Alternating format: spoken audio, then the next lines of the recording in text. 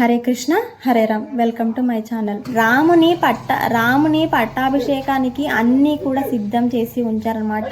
ద్రవ్యాలు కూడా అన్నీ తెచ్చి ఉంచారు. వశిష్ఠుడు, వామదేవుడు అందరూ కూడా సిద్ధమై ఉన్నారనమాట. పురజనులు అందరూ కూడా రాముని పట్టాభిషేకం తర్వాత బహుమతులు ఇవ్వాలి అని చెప్పేసి అందరూ కూడా వేచి చూస్తున్నారన్నమాట. ఇంకా ఆలస్యం అవుతుంది, దశరథుడు ఇంకా రాలేదు అని చెప్పేసి కైకేయి భవనం ముందర అందరూ కూడా వేచి చూస్తున్నారు. అప్పుడు ఇంకా సుమంత్రుడు దశరథునికి చనువుతో ఉంటాడు కాబట్టి సుమంత్రుడు దశరథుని భవనం లోపలికి వెళ్తాడు. దశరథుని స్థితిని చూసి ఎందుకు మహారాజా ఈ విధంగా ఉన్నారు, ఇంకా మీ సానాదులు ఏది కూడా చేయలేదు, సూర్యుడు ఉదయించబోతున్నాడు, ఇంకా ఆలస్యం అవుతుంది అని చెప్పేసి అంటే కైకేయి మీరు తొందరగా వెళ్ళి రాముణ్ణి తీసుకొని రండి అని చెప్పేసి అంటుందన్నమాట. అప్పుడు సుమంత్రుడు దశరథుని వైపు చూస్తాడనమాట. దశరథుడు అంటాడు, సుమంత్ర నువ్వు తొందరగా వెళ్ళి నా రాముని తీసుకొని రా అని చెప్పేసి చెప్తాడనమాట. రాముని తీసుకొని రావడానికి సుమంత్రుడు వెళ్తాడు. రాముని భవనం లోపలికి సుమంత్రుడు వెళ్ళాడు. రాముడు వస్తాడు అని చెప్పేసి అక్కడ ప్రజలందరూ కూడా అన్ని మేడలు అన్ని ఎక్కి రాముని కోసం వేచి చూస్తున్నారనమాట. ఉంటారనమాట వస్తాడు రాముడు అని చెప్పేసి. అప్పుడు రాముడు ఆ భవనం బయటకి వచ్చి అందరినీ కూడా చిరునవ్వుతో చూస్తాడు. ఇప్పుడు రాముడిని ఎవరైతే చూస్తారో, రాముడు ఎవరిని చూస్తాడో వారి జన్మ ధన్యం. వాల్మీకి మహర్షి ఏ విధంగా అంటాడు, ఫస్ట్ మనము రాముణ్ణి చూడాలి, అప్పుడు రాముడు మనని చూస్తాడు అనమాట. విధంగా చూసినప్పుడు వారి జన్మ ధన్యం అవుతుంది అని చెప్పేసి అంటాడు. అయోధ్యవాసులు అంటే అక్కడ రాముడు ఉన్నాడు కాబట్టి చూస్తారు. ఇప్పుడు మనం ఏ విధంగా చూడాలి, ఎక్కడ ఉంటాడు రాముడు అంటే రాముని కథలో రాముడు ఉంటాడు, రామనామంలో రాముడు ఉంటాడు, రాముని స్మరణలో రాముడు ఉంటాడు, రాముని ఆయన స్వరూపాన్ని వర్ణించడంలో రాముడు ఉంటాడు. ప్రతి దానిలో కూడా రాముడు ఉంటాడు. మనం భక్తితో చూసినప్పుడు రాముడు దయతో మనల్ని చూస్తాడు అని చెప్పేసి ఇక్కడ వాల్మీకి మహర్షి చెప్తున్నాడు అనమాట. ఎవరైతే రాముణ్ణి చూస్తారో, రాముడు ఎవరిని చూస్తాడో వాళ్ళ జన్మ ధన్యమవుతుంది. ఎవరైతే రాముణ్ణి చూడరో వారి జన్మ వ్యర్థము, పశువు జన్మ కంటే కూడా హీనము అని చెప్పేసి చెప్తున్నాడు అనమాట. రాముణ్ణి ఎవరైతే చూడరో తరువాత వాళ్ళ ఆత్మ కూడా వాళ్ళని తిడుతుంది. స్వర్గాలు, పుణ్యాలు, నరకాలు ఎందుకు ఈ చక్రంలోనే తిరుగుతావా, రాముణ్ణి చూడు, రాముణ్ణి చూసి నీ జన్మ ధన్యం చేసుకో అని చెప్పేసి ఒకవేళ చూడకపోతే నీ వ్యర్థం అవుతుంది నీ జీవితం అని చెప్పేసి వారిలో ఉన్న ఆత్మ కూడా వాళ్ళని తిడుతుందన్నమాట ఒకవేళ చూడకపోతే. కానీ అయోధ్యవాసులు అందరూ కూడా రాముణ్ణి చూస్తారనమాట. అలాంటి రాముణ్ణి చూడలేని భ్రష్టులు అయోధ్యలో లేరు కాబట్టి అందరూ కూడా రాముని భవనం వైపు చూస్తున్నారనమాట.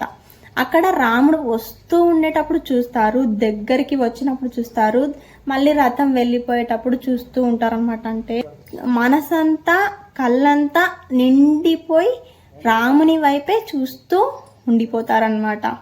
ఆ విధంగా రాముడు అక్కడ ఉన్న వశిష్ఠుడికి, వామదేవుడికి వాళ్ళకందరికి కూడా నమస్కారం చేసి దశరథుని భవనం లోపలికి వెళ్తాడనమాట. దశరథుడు ఏ విధంగా ఉన్నాడు అంటే అక్కడ నీరసించిపోయి నీరసించిపోయి తల ఆనిచ్చి ఇలా పడుకున్నాడు అనమాట.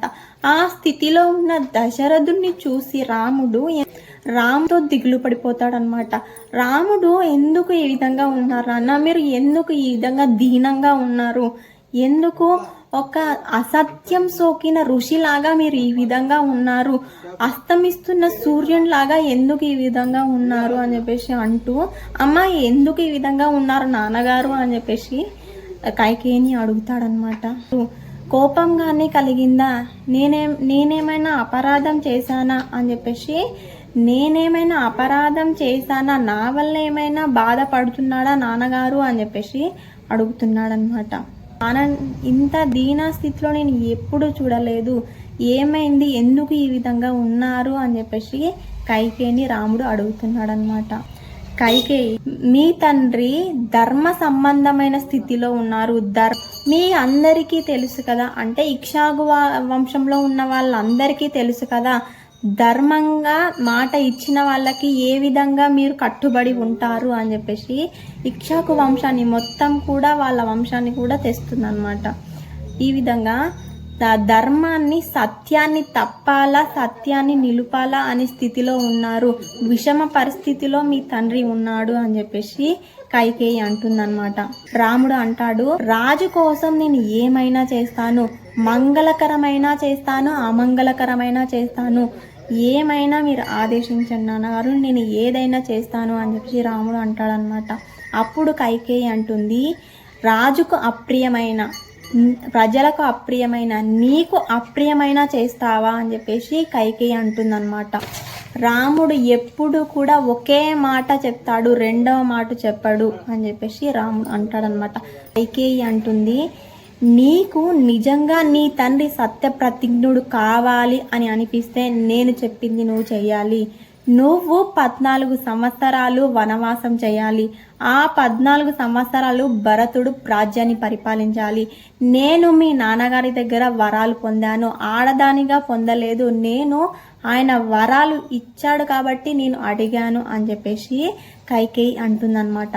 అవునా అని చెప్పేసి అంటాడనమాట. దశరథుడు రాముని ముఖాన్ని చూసినప్పుడు రామునికి పట్టాభిషేకం చేస్తాను అని చెప్పినప్పుడు ఎలాంటి ముఖ కవలికలు ఉన్నాయో ఇప్పుడు కూడా నీ పట్టాభిషేకం, వనవాసం వెళ్ళాలి, నువ్వు అడవికి వెళ్ళాలి అన్నప్పుడు కూడా రాముని ముఖంలో ఎలాంటి కోపము, ద్వేషము ఇలాంటివి ఏవి కూడా లేవన్నమాట. పట్టాభిషేకము నీకు చేస్తాను అన్నప్పుడు ఏ విధంగా ముఖం ఉందో నువ్వు అడవికి వెళ్ళాలి అన్నప్పుడు కూడా అదే విధంగా ఉంది అన్నమాట. అంత దృఢమైన మనస్తత్వంతో రాముడు ఉంటాడనమాట. ఆ సమయంలో ఎక్కువ బాధపడింది ఎవరు అంటే దశరథుడు పడి ఏడుస్తూ ఉంటాడనమాట. ఆ మాట రామునికి చెప్పగానే దశరథుడు కింద పడి ఏడుస్తూ ఉంటాడనమాట తట్టుకోలేక. అప్పుడు రాముడు దశరథుని పైన కూర్చోబెట్టి, భరతునికి పట్టాభిషేకం అయితే నేను నా రాజ్యాన్ని, నా ప్రాణాన్ని, నా ఇష్టాన్ని, నా సమస్తాన్ని కూడా నేను ఇచ్చేస్తాను అని చెప్పేసి అంటాడన్నమాట. దశరథుడు ఇంకా బాధతో ఏడుస్తూనే ఉంటాడనమాట.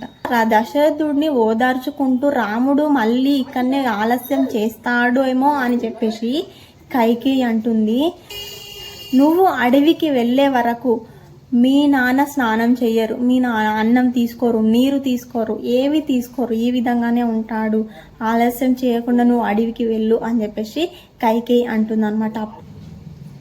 అప్పుడు రాముడు అంటాడు, నా గురించి ఏమనుకుంటున్నారు, నేను అర్థపరుణ్ణి కాను, నేను ఎప్పుడు కూడా రాజ్యానికి, సంపదలకు, భోగాలకు ఎప్పుడు కూడా ఆశపడను, నేను ఋషి లాంటి వ్యక్తిని, నేను ఋషి ఏ విధంగా ఉంటాడో ఆ విధంగా ఉంటాను, ఇలాంటి వాటికి ఎప్పుడు కూడా నేను ఆశపడను, ఆలస్యం అవుతుందేమో అని చెప్పేసి నా మనసు ఎప్పుడు కూడా మారదు, నాకు కొంచెం గడువు ఇవ్వు, కౌసల్య దగ్గర సెలవు తీసుకొని సీతను అనునయించి ఓదార్చి ఒప్పించి నేను తొందరగా అడవికి వెళ్ళిపోతాను, కొద్ది క్షణాలు నాకు గడువు ఇవ్వు అని చెప్పేసి రాముడు కైకేయి దగ్గర గడువు అడుగుతాడనమాట.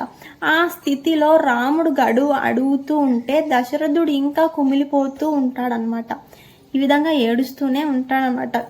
అప్పుడు రాముడు నా కోసం తెచ్చిన ఈ ద్రవ్యాలతో భరతునికి పట్టాభిషేకం జరగాలి అని చెప్పేసి కోరుకొని అక్కడ తెచ్చిన ద్రవ్యాలన్నిటికీ కూడా ప్రదక్షిణ చేసి నమస్కారం చేసి అక్కడి నుండి లోపలికి వెళ్ళేటప్పుడు ఎలాంటి చిరునవ్వు ముఖంతో వెళ్తాడో బయటకి వచ్చేటప్పుడు కూడా అలాంటి ముఖంతోటే, అలాంటి చిరునవ్వుతోటే బయటకి వస్తాడనమాట. రాముని చూసి ఏం నేర్చుకోవాలి అంటే చిన్న చిన్న వాటికే కుంగిపోయి కుమిలిపోయి ఏడ్చుకుంటూ ఉండే వాళ్ళకి రాముని గుణాలు, రాముని క్యారెక్టర్, రాముని వ్యక్తిత్వము ఒక దృఢమైన వ్యక్తిత్వాన్ని ఇస్తుందన్నమాట. అసలు రాముని వ్యక్తిత్వము మనకి ఒక ఆదర్శం అన్నమాట. ఈ విధంగా ఎలాంటి స్థితిలో అయినా కూడా స్థిత ప్రజ్ఞతతో ఏ విధంగా ఉంటాడు రాముడు అని చెప్పేసి ఇది మనకి తెలుస్తుంది అన్నమాట. తర్వాత ఏం జరిగింది అని చెప్పేసి మనం తర్వాత వీడియోలో మాట్లాడుకుందాం.